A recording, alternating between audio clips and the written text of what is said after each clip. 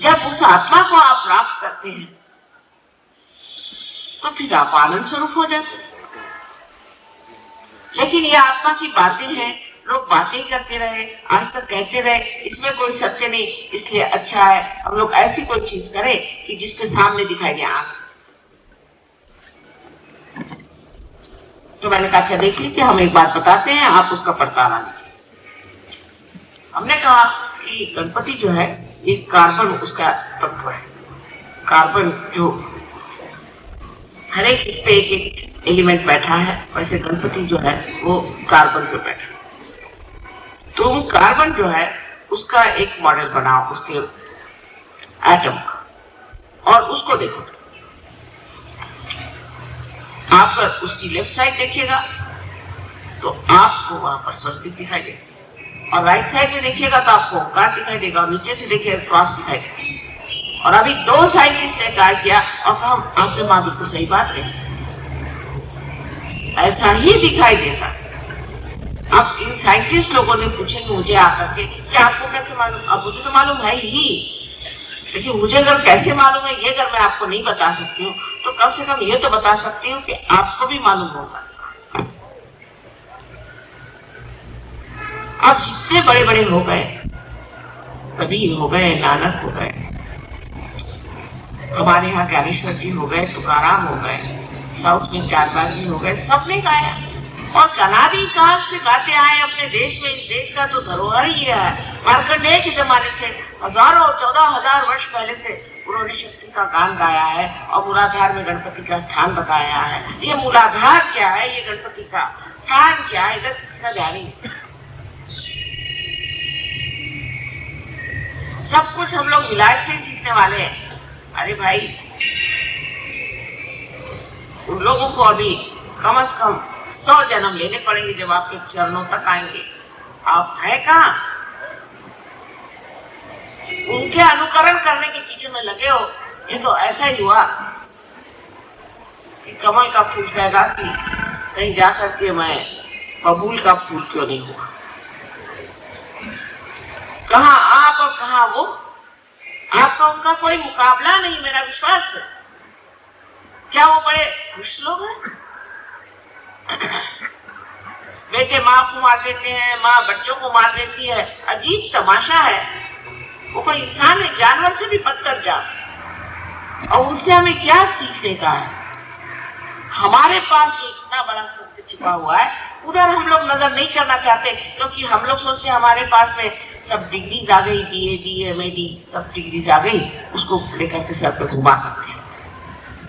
और अगर इसमें भी हमारे यहाँ ऐसे ऐसे दुष्ट लोग निकल आए हैं जो गुरु बनकर के दुनिया भर में घूमते हैं,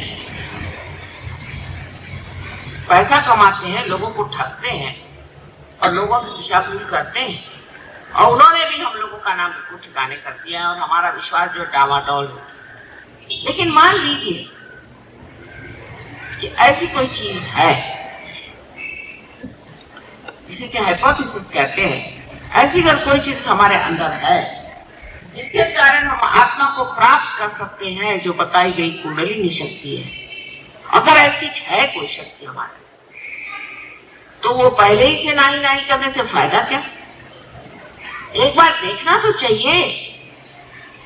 अगर आप साइंटिस्ट भी है तो भी फिर तो दिमाग खोल करके ओपन माइंडेडनेस होनी चाहिए। आपको देखना चाहिए कि माँ कह रही ये बात तो सही है या नहीं। आप एक बार अपनी कुंडलिनी जागरूक करा लीजिए, आत्मा को प्राप्त करें। अभी मैं कैंसर पेशेंट को देख के आ रही हूँ, लेकिन ये महाशय जब मैं इनसे पहले मिली थी, इतने दिनों से मिलती रही, कभी इन्होंने नहीं कहा कि मेरी कुंडलिनी को जागरूक करो। और कह ले मेरा तो भगवान पे विश्वास नहीं। मैं तो कहा इनके पैर पड़ती कि बाबा लो कुंडलिनी जागरूक करो। बड़े विद्वान बनते अभी कैंसर से पड़े हुए हैं, अब मुझे बुलाया कि हमारी कुंडलिनी जागरूक करो। दुनिया भर की बीमारियां, दुनिया भर की आफत अपने अंदर है, इसकी वजह अभी हम पूर्ण स्थिति में नहीं आए, आधी स्थिति में। आधी स्थिति में कोई सी भी चीज खराब हो सकती है, हमें पूर्णावस्था में जाना है, और उसके लिए आपके अंदर ये शक्ति कुंडलिनी की है। ऐसे हजारों वर्षों से हमारे लोगों ने बताया हुआ है। अभी ये जो गा रही थी वही सब गा रही थी। लेकिन क्या ये सब क्या झूठ बोलते थे? उन्होंने क्या कोई प्राइमरी वगैरह करने का विचार किया था क्या? वो क्या सब बेकार की बातें थी? या हम लोगों के पास में ही ये अकल नहीं है कि हम अपने अंदर जो इतने बड़े बड़े महान लोग हो गए उधर नजर करें? ये तो गुलामी की पकड़ हमारे अंदर है कि जो अंग्रेजी भाषा में लिखा है वही सब विद्वत्ता है, वही सब ज्ञान है और बाकी सब बेवकूफी है। कम से कम हमारे इस देश की जो धरोहर है, जो हेरिटेज है, उसकी ओर नजर करें तो आपको पता चलेगा कि इस देश में सिर्फ इस महाराष्ट्र में ही न जाने ये संत साधु हो गए और सब एक ही बात कहते हैं। सबने एक ही बात कही, कहीं जाइए, दक्षिण में जाइए तो एक ही बात, कहीं आप जाइए बिहार में जाइए तो कबीर ने यही बात कही, पंजाब में जाइए नानक साहब ने यही बात कही कि भाई अपने को चीनो, अपने को जानो, सबने कहा है। और अभी आप अंग्रेजी में बहुत सी किताबें पाइएगा जहाँ दिखा रहा है कि सेल्फ होना चाहिए। कैसे होना चाहिए? हम लोगों का तरीका और है कि भगवान को 4 पैसे चढ़ाना। उनका सेल्फ फूड होने का मतलब है आप लेट जाओ और लेट करके रिलैक्स करो तो भगवान मिल जाएंगे, और नहीं तो रास्ते पर दौड़ो। रास्ते पे दौड़ने से मिल जाते हैं, वो अपने से बढ़ते हैं। ऐसे पागलों के बीच में जब सहजों की बात की जाए तो लोग मुझे को पागल समझने लग जाएंगे। ये बात नहीं, लेकिन ये बात नहीं है। बात ये है कि अभी हम लोग पूरी तरह से पल्लवित नहीं, मूड उधर उठना चाहिए, सोचना चाहिए कि हजारों वर्षों से जिस बारे में गान किया गया है और कहा गया है ये शक्ति कुंडलिनी की क्या, उस पर भी अंग्रेजी किताबें पढ़ी। अब अंग्रेजी में जो कुंडलिनी के बारे में कोई लिखे है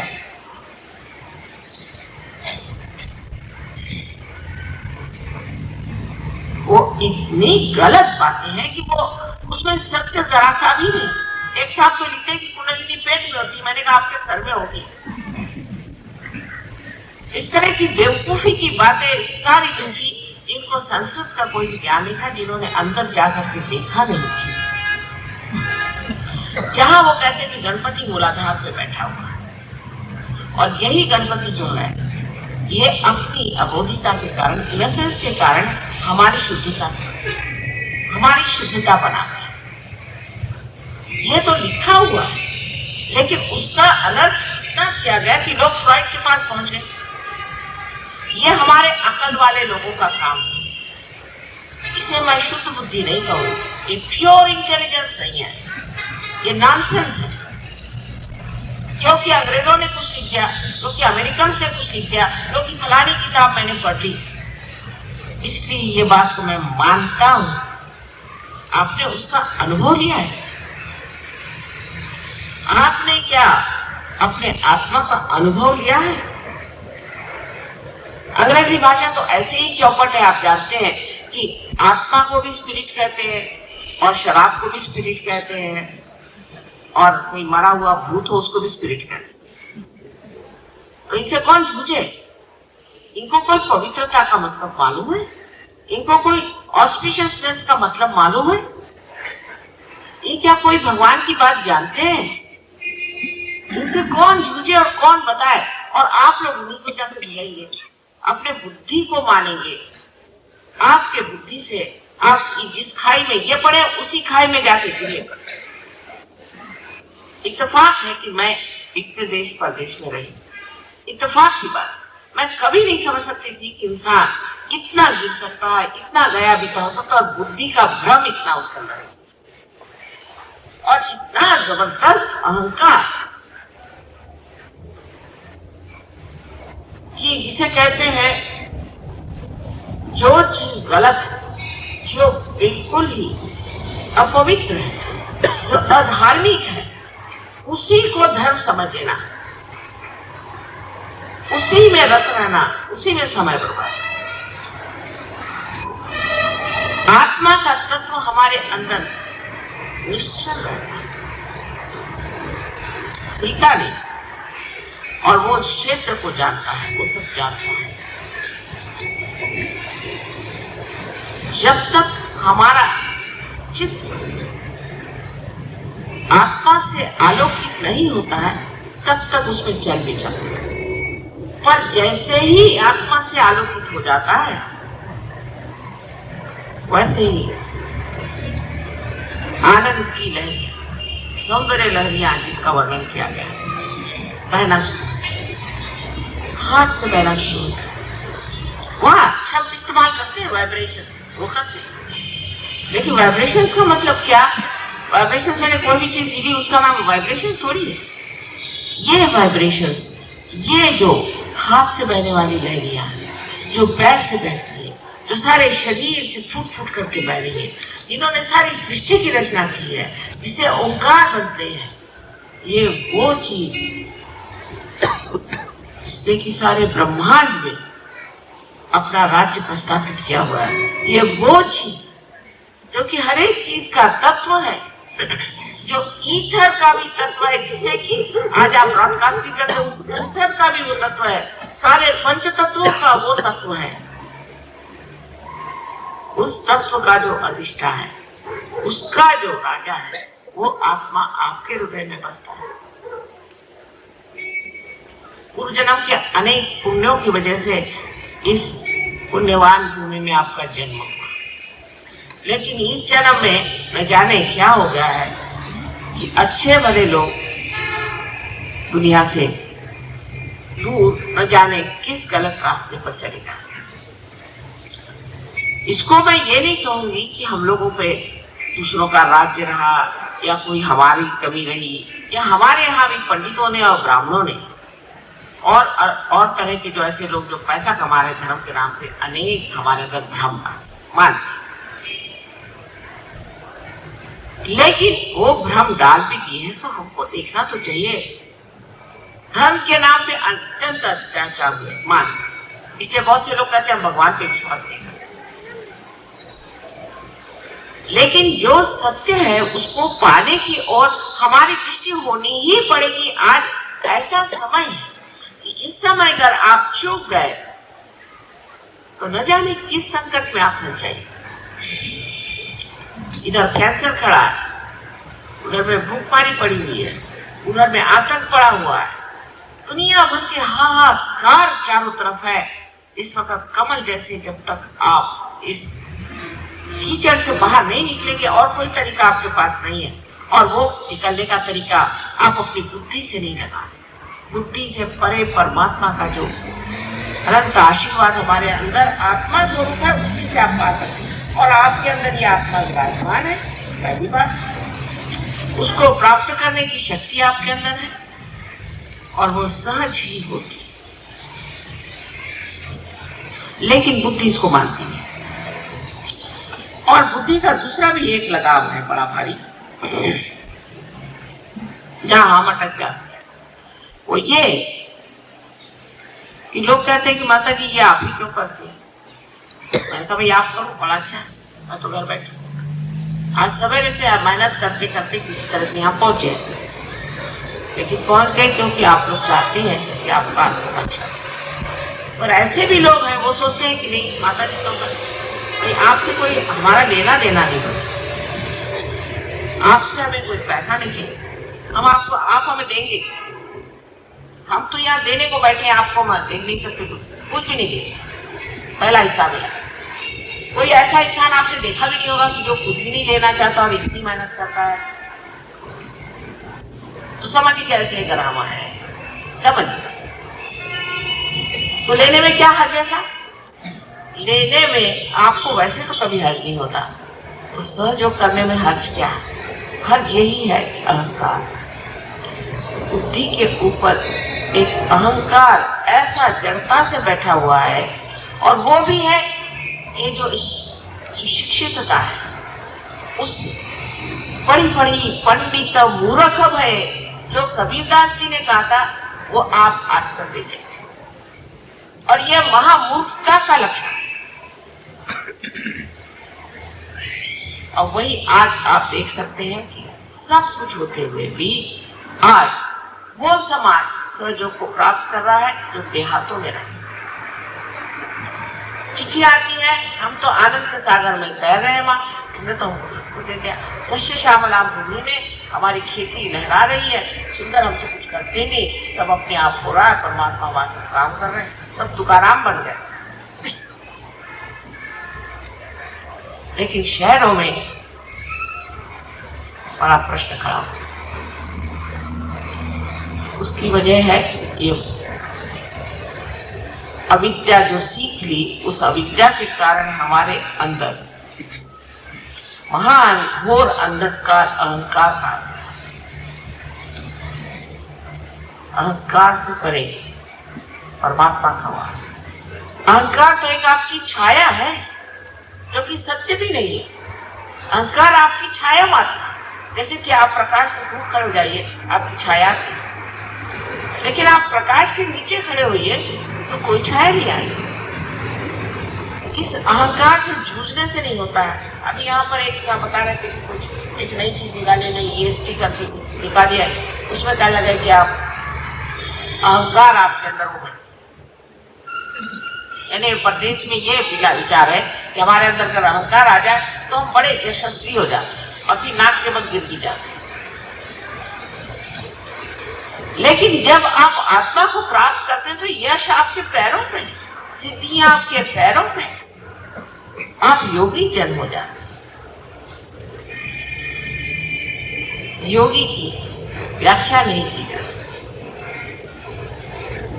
अमर्याद चीज है वो, उसकी कोई मर्यादाएं नहीं बात है। आपका जो जीवन के और लक्ष्य है या आपकी जो धारणाएं है वो सब बदल जाए, एटीट्यूड्स बदल जाए। सहयोग में हम कोई सिस्टम नहीं बना कि 4 बजे उठना है, घड़ी देखो, उठ के बैठे, नाक दबा के बैठो, कोई सिस्टम नहीं।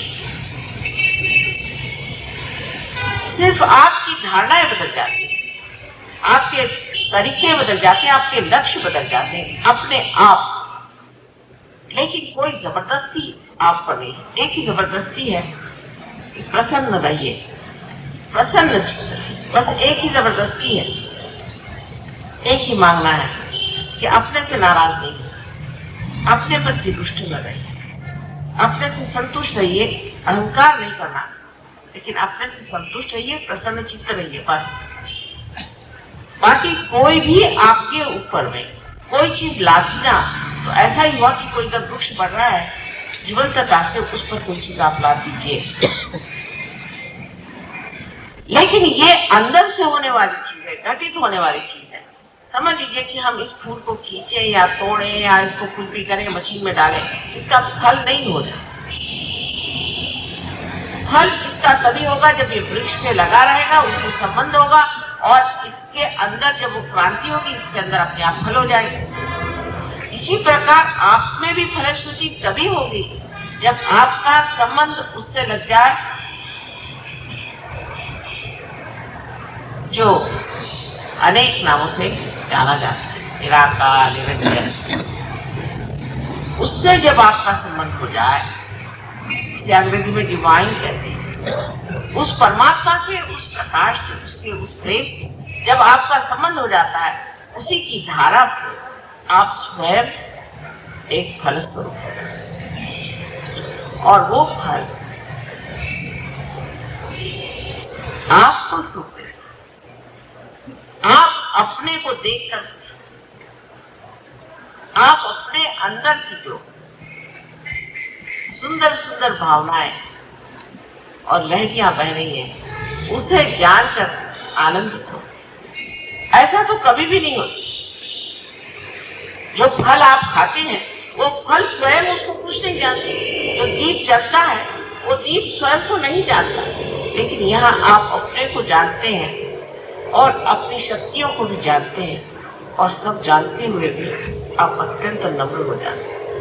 अब यहाँ ऐसे बहुत से लोग हैं, कम से कम मेरे ख्याल से 50% लोग यहाँ ऐसे हैं जो पार, और कम से कम इसमें से 30% लोग ऐसे हैं कि जो बहुत पहुंचे हुए पार। लेकिन आप देखिए तो आप ही जैसे उनकी शक्ल दिखाई देगी, आप ही जैसे कपड़े पहनेंगे, रहन सहन वही रहेगा, लेकिन अंदर से मस्ती रहेगी।